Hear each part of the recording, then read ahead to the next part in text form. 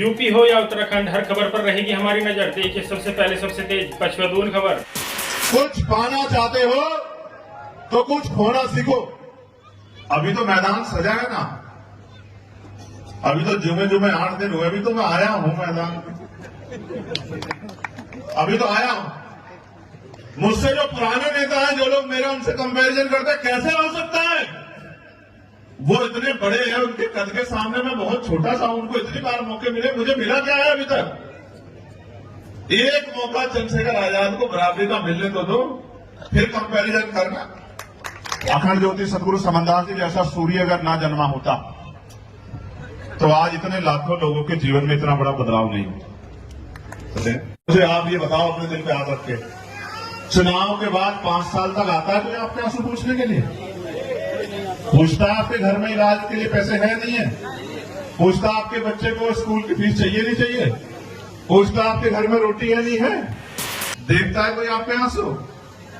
एक अकेला अपने सैकड़ों हजारों लाखों साथियों के साथ अगर खड़ा हो गया है तो सारे बड़े बड़े कोट पैंट वालों को, कुर्सी वालों को ये समस्या हो गई है कि ये 40 साल का है, अगले 10 साल में इतना काम करेगा, अगर ये जी गया इतना काम करेगा, देश के चप्पे चप्पे में आजाद समाज पार्टी पहुंच जाएगी, भीम आर्मी पहुंच जाएगी, इनकी ताकत बन जाएगी, तो फिर तो किसी के लिए कोई रास्ता ही नहीं बचेगा, क्योंकि ये कमाने खाने तो आया नहीं। आप ये सोचोगा कमाने खाने आया तो इस बार मंत्री बनने का उभरता, फिर उसको लात क्यों मारता? इसलिए लात मारी क्योंकि हमारे गुरुओं ने कहा है कि किसी के आगे गर्दन झुकाना मत, चाहे गर्दन कट जाए।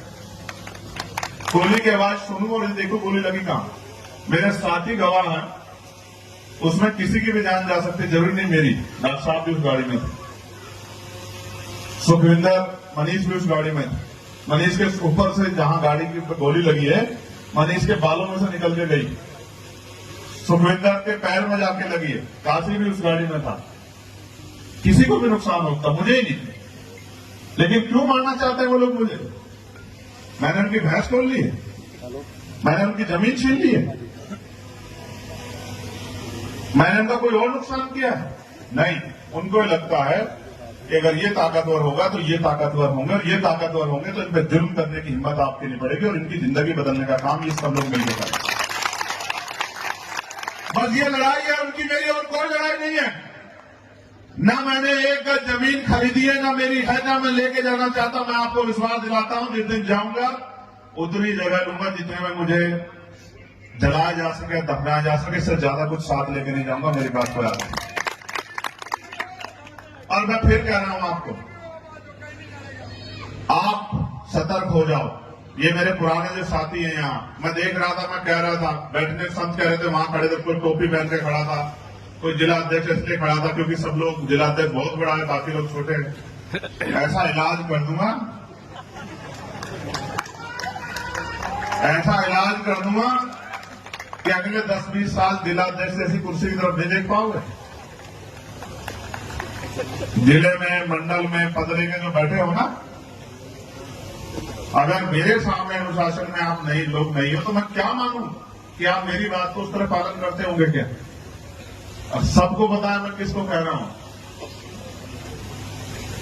मेरी आवाज शामली तक भी जाती है, और जो जिला पंचायत की तैयारी कर रहे हैं उन तक भी जाती है।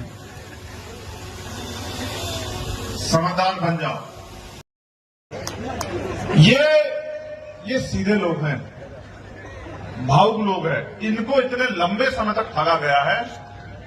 अब ये हर आदमी को पिन मार मार कर देखते रहते हैं कि भाई ये सच्चा है, झूठा है, सच्चा है। अब इतने दिनों में ऐसा ना हो कि वो आदमी निकल जाए, क्योंकि अभी तो चंद्रशेखर मैदान में आया है। अगले 5 साल में अगर वारे नारे ना कर दिए तब कहना कि चंद्रशेखर आजाद। अभी से नहीं देखा आपने कितनी दहशत है? जो अन्याय करना चाहता है, आप जानो ना जानो, अभी वो एक सभा मथुरा में कुछ लोग कर रहे थे, वहां बाबा साहब अम्बेडकर, संविधान को मानने वाला व्यक्ति हूं, वोट की ताकत को जानता हूं, वोट की ताकत को समझता हूं, वोट के लिए इनको तैयार कर रहा हूं। बाबा साहब इतनी बड़ी ताकत दे गए, जिसे चाहो कुर्सी में बिठा दो और जिसे चाहे जमीन पर पटक दो।